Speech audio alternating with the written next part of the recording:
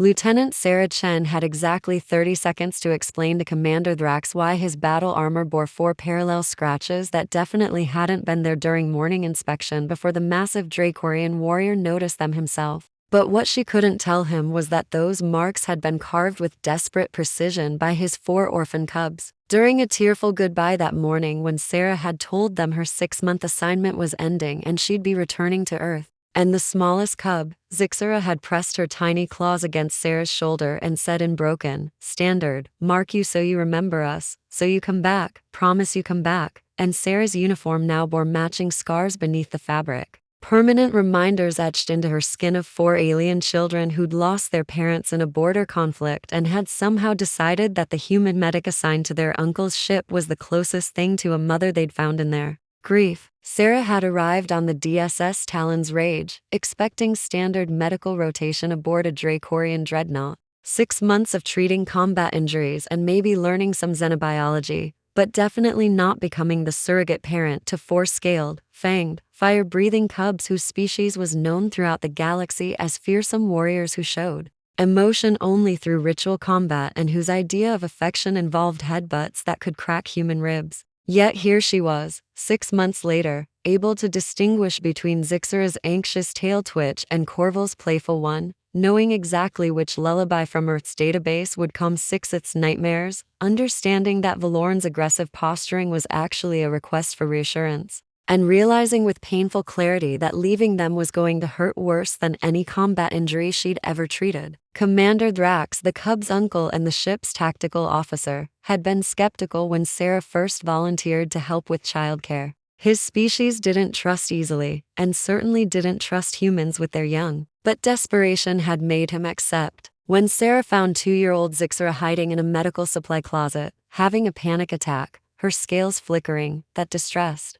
gray color that Dracorians showed before going into shock. And Sarah had sat with her for 3 hours, not touching, because she'd learned Dracorians interpreted unexpected contact as threat, just talking softly about Earth and oceans and things that had nothing to do with war or loss, until finally, Zixura's scales shifted back to healthy bronze, and she'd fallen asleep curled against Sarah's leg. And Thrax had found them like that, and his expression had cycled through surprise, confusion, and something that looked like desperate hope. "My nieces and nephew have not slept properly since their parents died in the Kelmer offensive," Thrax had said, his gravelly voice unusually quiet. "Our medics say they need time to process grief, but Dracorian cubs process through action, through training, through physical outlets, and these 4 are too young for proper combat instruction. They are trapped in their pain, with no cultural tools to navigate it. But you, human, you sat with Zixura and somehow gave her peace. I do not understand your methods, but I cannot argue with results. Would you be willing to provide care for all 4 cubs during your rotation? I will compensate you beyond your medical duties," Sarah had agreed. Partly because she'd specialized in pediatric trauma therapy before joining the military medical corps, partly because those 4 grieving cubs reminded her of her younger siblings after their parents died and Sarah had raised them at 19. But mostly because Zixura had gripped her hand with those tiny claws and looked at her with eyes that begged for someone to make the world feel safe again, and Sarah couldn't walk away from that. The following months had been the strangest and most rewarding of Sarah's military career. Learning Dracorian cub behavior through trial and considerable error, discovering that their fire breathing was actually a nervous response similar to human nail biting, that their aggressive play was how they processed emotions too complex for their limited vocabulary, that they needed structure and gentleness in equal measures, and she developed routines that combined human nurturing with Dracorian cultural practices, morning combat drills followed by breakfast and storytelling, afternoon lessons in strategy,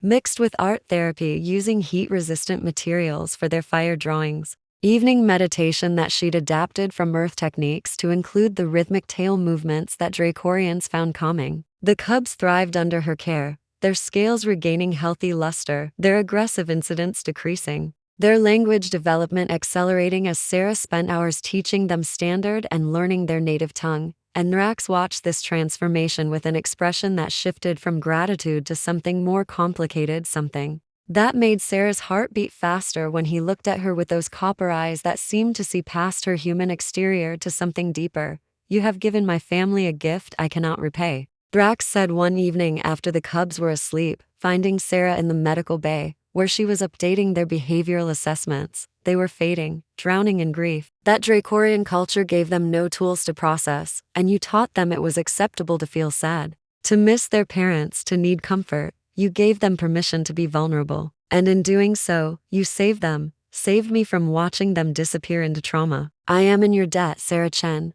The use of her first name instead of her rank made Sarah look up sharply, because Dracorians were formal, even with family. And she saw in Rax's expression something that mirrored what she'd been feeling for weeks, an attraction that shouldn't exist between species so different, a connection that had grown from shared purpose into something that felt dangerously like love. And she didn't know what to do with these feelings, because, fraternization regulations aside, what future could exist between a human medic and a Dracorian warrior whose species measured commitment in centuries, while humans barely lasted one? You don't owe me anything, Sarah managed. The cubs are amazing. Caring for them has been a privilege. They've taught me as much as I've taught them, about resilience and strength and finding joy even in grief. Drax moved closer, his massive form somehow conveying gentleness, despite being 8 feet of armored muscle and retractable claws. Sarah, I must confess something before your rotation ends, something that violates protocol. But I cannot let you leave without speaking truth. I have developed feelings that go beyond gratitude. You have become essential to this ship, to the cubs, to me, and I find myself hoping you will choose to extend your assignment, hoping selfishly that you will stay. Even though I know Earth calls you home, even though I have no right to ask this when I cannot offer you the future your species might expect. Sarah felt her breath catch because he was voicing exactly what she'd been feeling. The impossible longing to stay with these cubs who'd become her children in everything but biology, with this warrior who'd become her partner in parenting and somehow her partner in everything else that mattered. Drax, I've been dreading my departure for weeks, Sarah admitted. Not because I don't miss Earth or my siblings, but because leaving the cubs feels like abandoning them. And leaving you feels like, she trailed off, unable to articulate the specific ache that thinking about it created. But Thrax's expression told her he understood, that he felt the same impossibility, the same longing, the same frustration with circumstances and regulations and biological differences that made what they wanted seem unreachable. There are complications beyond our feelings, Thrax said, his tactical mind already analyzing obstacles. Dracorian bonding customs require formal clan approval. You are human and therefore outside traditional structures. The cubs need stability, not temporary caregivers who cycle through their lives. Military regulations prohibit relationships between officers. And even if we could navigate all these barriers, our lifespans are mismatched. You will age while I barely change. This creates inevitable pain. Sarah stood and crossed to where he stood, looking up at him, despite the significant height difference. And she said, with the same determination she'd used convincing him to let her care for the cubs, I've spent 6 months learning to navigate Dracorian culture, learning your language and your customs, and how to parent cubs from a species evolved to breathe fire and hunt in packs. You think I can't figure out how to navigate bureaucracy and lifespan differences? Thrax humans are persistence predators. We don't give up just because something is difficult. We find ways around obstacles. We adapt. We endure. And I'm telling you right now that I want to try. I want to extend my assignment. I want to formally apply to adopt the cubs if Dracorian law permits it. And I want to explore what we could build together. If you're willing to be as brave as I'm trying to be. Thrax's scales rippled in the patterns Sarah had learned indicated deep emotion among Dracorians. And his hand, so massive it could crush her skull accidentally, reached out with infinite care to cup her face. His body temperature several degrees hotter than human standard, creating warmth against her skin. And he said with rough honesty, I am terrified of wanting this, terrified of the complications and the inevitable pain. But I am more terrified of letting you leave, of wondering what we could have been if I'd been brave enough to try. So yes, Sarah Chen, let us navigate the impossible together. Let us face the regulations and the cultural barriers and the biological complications. Let us build something unprecedented and probably inadvisable and absolutely worth attempting. They were working on the formal extension request when everything changed. The Talon's rage received distress signals from a human colony under attack by the same hostile forces that had killed the cubs' parents, and the ship diverted to provide support. Arriving to find a desperate situation, the colony's defenses failing, civilian evacuation and chaos, and children trapped in a collapsed shelter that was filling with toxic gas. And Sarah volunteered immediately for the rescue operation because she was the smallest team member, could navigate spaces the Dracorian warriors couldn't fit, and had medical training to stabilize any injured children. And Thrax wanted to refuse, wanted to protect her, but he'd learned that Sarah was her own person, who made her own choices. So he simply said, "Be careful, the cubs need you, I need you. Come back to us," and Sarah promised, "I'll be back," with a confidence she didn't entirely feel. And that's when the cubs appeared, having escaped their quarters despite being ordered to stay, and they surrounded Sarah with frantic energy, their scales flashing anxious colors. And Zixara said desperately, "You promised to come back before. You promised to stay for breakfast many times, and you always did. Promise now. Promise you come back from the dangerous place." Sarah knelt to their level, pulling all four into a careful embrace. "I promise I'll try my absolute hardest to come back. I promise I'll think of you every moment. I promise that you four are the most important cubs in the entire galaxy, and I love you more than I can say." Forlorn, the oldest at 6 years, looked at her with his father's tactical assessment. "Promises can break. We need more than words. We need proof you'll remember us, need you to carry us with you." And before Sarah could ask what he meant, all four cubs gently, carefully, with more control than they'd ever shown, placed their claws against her shoulders and pressed. Not deep enough to truly injure, but enough to leave marks. 4 sets of parallel scratches that would scar, permanent reminders. And Sarah felt tears streaming down her face because she understood what they were doing. Making sure she'd carry them with her. Making sure she'd remember even if the worst happened. Making sure their mark was on her forever. The rescue mission was brutal. Sarah navigating collapsed tunnels while explosions rocked the structure. Finding 12 human children trapped in a pocket of breathable air. Stabilizing the injured, coordinating extraction, and she was guiding the last child to safety when a support beam gave way, and she felt, rather than saw, the collapse coming, felt the inevitability of it. And her last thought before the darkness was about 4 Dracorian cubs and a warrior who'd asked her to be brave. And she hoped they'd know she'd tried, hoped they'd understand she'd kept her promise as long as she could. She woke 3 days later in the Talon's Rage medical bay, her body screaming with pain from crushed ribs and internal injuries. And the first thing she saw was Thrax sitting beside her bed,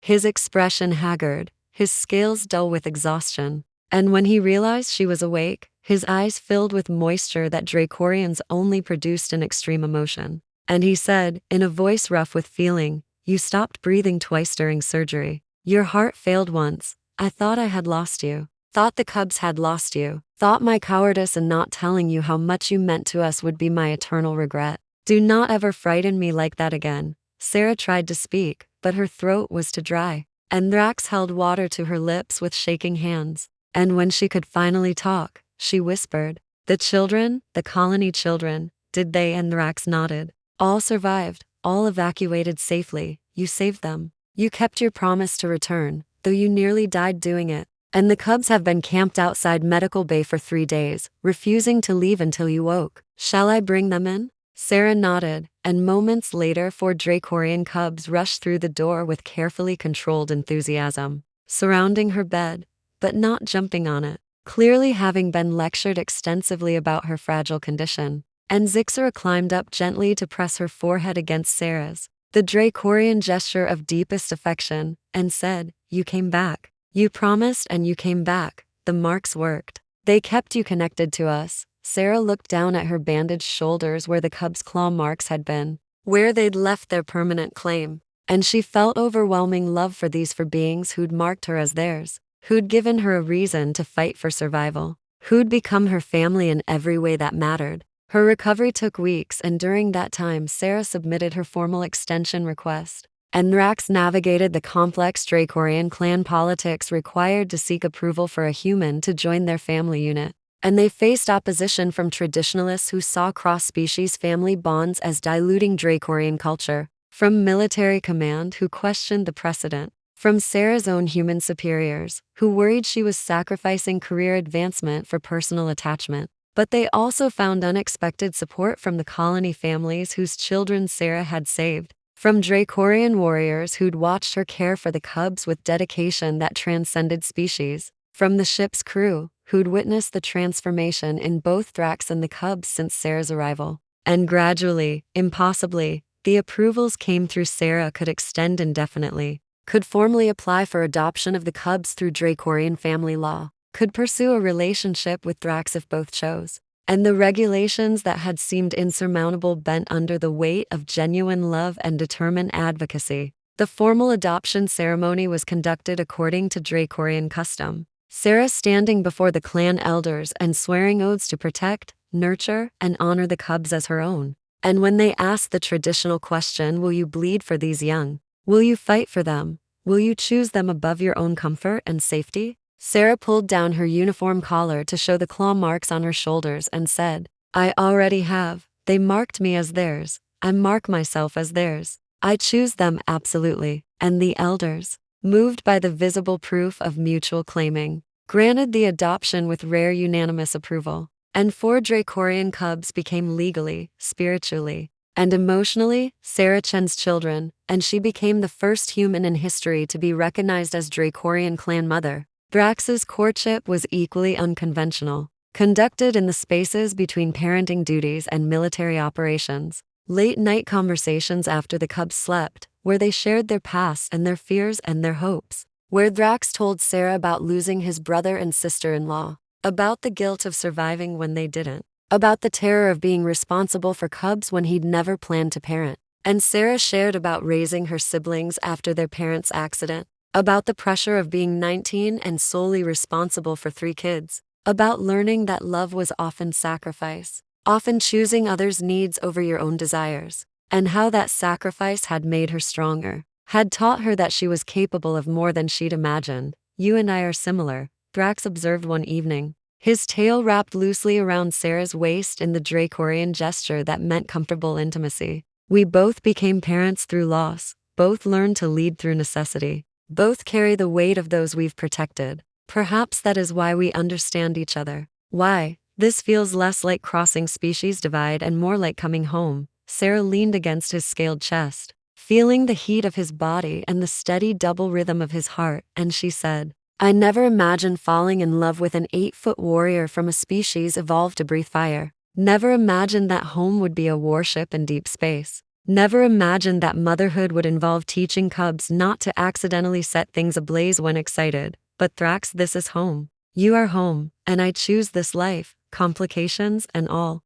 If you'll have me. Thrax's response was to pull her closer, carefully, always carefully, with the strength difference, and say, Sarah Chen, in Dracorian custom, when a warrior finds a mate worthy of their respect, they present a flame. A portion of their own fire given freely to burn together. I offer you my flame, my protection, my devotion, for however long your human life allows. And I will treasure every moment as the gift it is. Will you accept my suit? Will you bond with me knowing that I will likely outlive you by centuries? Knowing that our time together will be too brief by my species measure, but hoping it will be enough? Sarah turned in his arms to face him directly, seeing vulnerability in his copper eyes. This fierce warrior who'd conquered star systems, but was terrified of losing her. And she said, I accept your flame, I accept you, and Rex, don't mourn our time difference before it happens. Don't waste the years we have worrying about the years we won't. Humans learned long ago that quality beats quantity. That one lifetime of real love is worth more than centuries of loneliness, so let's make our time count, however long it is. The bonding ceremony was held aboard the Talon's Rage with both Dracorian and human elements. Sarah's siblings attending via Hala-link from Earth, crying as they watched their sister marry an alien warrior and officially adopt 4 alien cubs. And Thrax's clan accepting Sarah with formal oaths and informal warmth that surprised her because Dracorians had a reputation for coldness. But she was learning that beneath their armored exteriors, they felt as deeply as humans, just expressed differently. The cubs, of course, were most concerned about whether the bonding meant more hugs and whether Sarah's promise to never leave was legally binding. Zixara asking seriously during the ceremony, Does this mean you are our mother, Sarah, forever? Not just until another human comes, but forever, forever? And Sarah knelt in her ceremonial robes and said, "Forever, forever, you're stuck with me, all four of you. And even when I'm old and gray and can't keep up with your training exercises, I'll still be your mother, still be here, still love you. The marks you gave me ensure I could never forget you, even if I wanted to. Which I don't. You're mine, and I'm yours." That's what family means. The cub's scales flashed brilliant gold, the Dracorian color of pure joy, and they hugged her with such enthusiastic force that Thrax had to intervene before they injured her ribs, and the ceremony dissolved into laughter and happy chaos. And Sarah thought about how she'd come to this ship expecting a routine medical rotation and instead found everything she'd been missing: purpose, family, love that transcended species and defied logic and felt more right than anything she'd experienced on Earth. Years later, when the cubs were adolescents training to become warriors themselves, when Sarah had become chief medical officer of the entire Dracorian fleet and a recognized expert in cross-species family dynamics, when her relationship with Thrax had become a case study in successful human-alien bonding,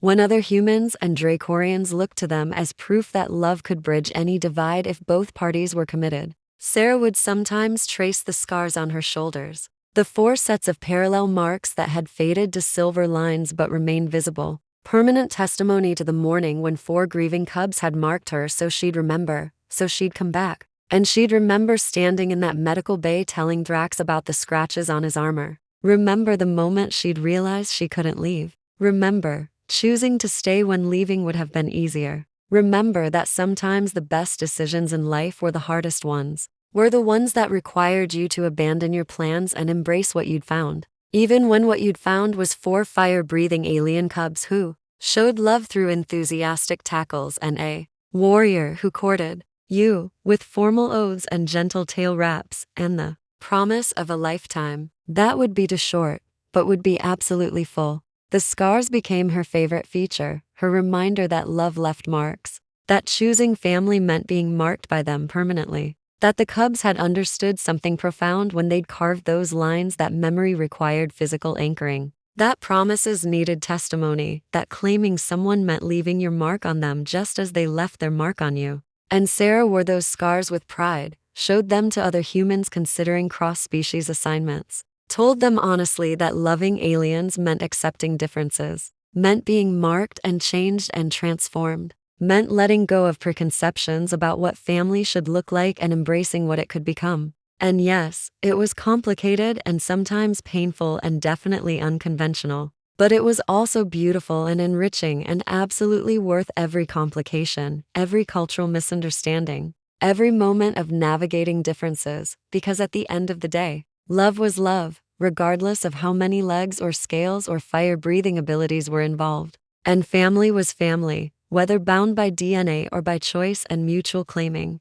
And the cubs had understood this instinctively, had known that marking Sarah would bind her to them more securely than any legal document, had carved their claim into her skin, so she'd carry them always, so she'd remember, even decades later, when they were grown and deployed to different sectors, that she'd been theirs first, had been marked by them, had promised to come back, and had kept that promise, had chosen them over easier paths. And that choice, that mutual claiming, was what made them family, was what transcended species and regulations and all the logical reasons why it shouldn't work. Because the heart didn't care about logic. It cared about connection, about being seen and valued and loved. And Sarah had found that with Thrax and the cubs, had built a family from grief and chance and determination, had proven that sometimes the most important thing you could say was, "I'll be back," and the most important thing you could do was keep that promise, was come back, was stay, was let yourself be marked and changed and claimed by those you loved.